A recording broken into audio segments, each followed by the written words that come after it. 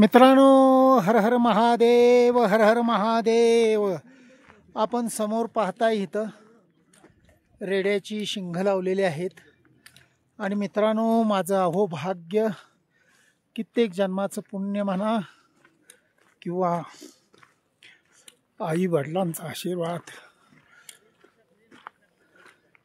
शंकर महादेवाची कृपा, आज मी कैलासाच्या जवळ पोचलेलो आहे. आणि आपण समोर पाहताय हे यमद्वार आहे मित्रांनो, यमद्वार. प्रत्येकाला मृत्यू झाल्यानंतर येथूनच कैलासाला प्रवेश दिला जातो. इथं प्रत्येकाला यायचं मित्रांनो, परंतु जिवंतपणे येण्याचं भाग्य मला मिळालं. धन्य जीवन झालं. असं पवित्र कैलास या यमद्वारापाशी येऊन 3 वेळा प्रदक्षिणा मारायचे मित्रांनो. आणि परत मधून जाऊन समोर कैलास दिसतोय.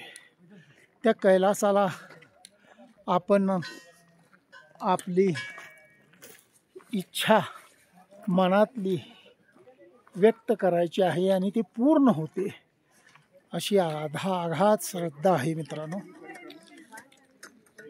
प्रत्येक मृत्यू झाल्यानंतर प्रत्येक माणसाच्या नावाच्या पुढं कै लिहिलं जातं, कैलासवासी म्हटलं जातं.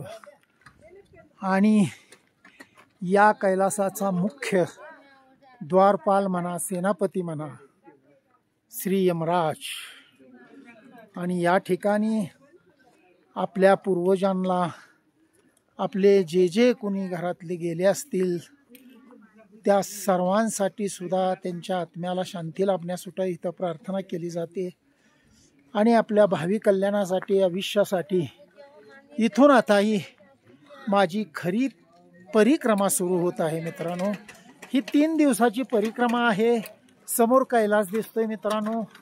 अतिशय सुंदर असं क्लायमेट आहे.